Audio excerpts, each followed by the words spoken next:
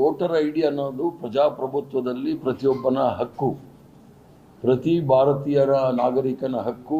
ಮತದಾರರ ಪಟ್ಟಿಯಲ್ಲಿ ಇರ್ತಕ್ಕಂಥ ಹೆಸರು, ಆ ಮತದಾರರ ಪಟ್ಟಿಯಲ್ಲಿರ್ತಕ್ಕಂಥ ಹೆಸರನ್ನ ಇಟ್ಕೊಂಡೇ ಸರ್ಕಾರಗಳು, ಅದು ಕೇಂದ್ರ ಸರ್ಕಾರಗಳಿರ್ಬೋದು, ರಾಜ್ಯ ಸರ್ಕಾರಗಳಿರ್ಬೋದು, ಜನಕಲ್ಯಾಣ ಕಾರ್ಯಕ್ರಮಗಳನ್ನ ಹಮ್ಮಿಕೊಂಡು ಜನಸಾಮಾನ್ಯರಿಗೆ ದೊರಕಬೇಕಾದಂಥ ಅವ್ರನ್ನ ಮುಟ್ಟಬೇಕಾದ್ರೆ ಆ ಲಿಸ್ಟಲ್ಲಿ ನೋಡಿಕೊಂಡೇ ನಾವು ಮಾಡ್ತಕ್ಕಂಥದ್ದು.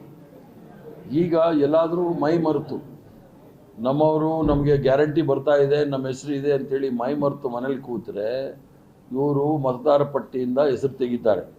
ಅದಕ್ಕೋಸ್ಕರ ಪುನಃ ಆ ಮತದಾರ ಪಟ್ಟಿ ನಡೆಯುವಾಗ ನಮ್ಮವರು ಸಹ ಪ್ರತಿ ಮನೆಗೆ ಹೋಗಿ ಯಾರು ಫಲಾನುಭವಿಗಳಿದ್ದಾರೆ, ನೈಜ ಫಲಾನುಭವಿಗಳಿದ್ದಾರೆ ಇಲ್ವಾ ಅನ್ನೋದನ್ನು ಕೂಡ ಮಾಡಬೇಕು ಅನ್ನೋದು ಮಾಡಿದ್ದಾರೆ. ಯಾಕಂದರೆ ಮುಖ್ಯಮಂತ್ರಿಗಳು ಹೇಳಿರೋ ರೀತಿಯಲ್ಲಿ ಭಾಳಷ್ಟು ಜನ ಡೂಪ್ಲಿಕೇಟ್ ಹೆಸರಲ್ಲೂ ಸಹ ತೆಗಿತಾ ಇದ್ದಾರೆ. ಆದ್ದರಿಂದ ಎರಡೂ ಸಹ ಅನುಕೂಲ ಆಗುತ್ತೆ.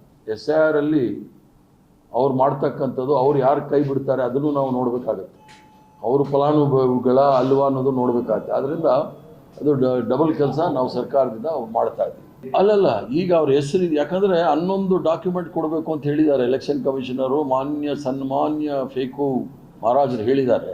ಆದ್ದರಿಂದ ನಾವು 11 ಅವ್ರದ್ದೇ ಮಾರ್ಕ್ಸ್ ಕಾರ್ಡ್ ಇಲ್ಲ, ಫೇಕ್ ಮಾರ್ಕ್ಸ್ ಕಾರ್ಡ್ ಇಟ್ಕೊಂಡಿದ್ದಾರೆ. ಬೇರೆಯವ್ರದ್ದು ಏನು ಸರ್ಟಿಫಿಕೇಟ್ ತಗೋತೀರಾ? ಅದೊಂದು ಇದೆ, ಸ್ಕೂಲ್ ಸರ್ಟಿಫಿಕೇಟ್ ಇದ್ರೇನು ನಡೆಯುತ್ತೆ ಅಂತ ಹೇಳಿ. ಪ್ರಧಾನಮಂತ್ರಿಗಳದ್ದೇ ಫೇಕ್ ಸರ್ಟಿಫಿಕೇಟ್ ಇರುವಾಗ ಸ್ಕೂಲ್ ಸರ್ಟಿಫಿಕೇಟ್ ಎಲ್ಲಿ ಕೇಳೋದು? ಜನಗಳಿಗೆ ಎಷ್ಟು ತೊಂದರೆ ಕೊಡಬೇಕು ಅದನ್ನು ಭಾರತೀಯ ಜನತಾ ಪಾರ್ಟಿ ಸರ್ಕಾರ ಮಾಡ್ತಾ ಇದೆ. ಅದಕ್ಕೆ ನಾವೆಲ್ಲರೂ ಸಹ ಜಾಗೃತರಾಗಿರಬೇಕು ಅನ್ನೋದೇ ನಾವು ಇಷ್ಟು ದಿನ ಪ್ರಚಾರ ಮಾಡ್ತೇವೆ. ಈಗ 3 ವರ್ಷ ಅಂದರೆ ನಾವು ಬಡವರಿಗೆ ಕೈಗೆ ಸೇರ್ತಾ ಇದೆ ಅಂತ ತಿಳ್ಕೊಂಡಿದ್ವಿ. ಕೆಲವು ಗಂಭೀರವಾದ ಆರೋಪಗಳು ಬಂದಾಗ, ಕಂಪ್ಲೇಂಟ್ಗಳು ಬಂದಾಗ ನಾವು ನೋಡಬೇಕಾಗುತ್ತೆ, ಪರಿಶೀಲನೆ ಮಾಡಬೇಕಾಗುತ್ತೆ. ಈಗ ಏಜೆಂಟ್ಗಳಿಗೆ ಅವಕಾಶ ಇದೆ.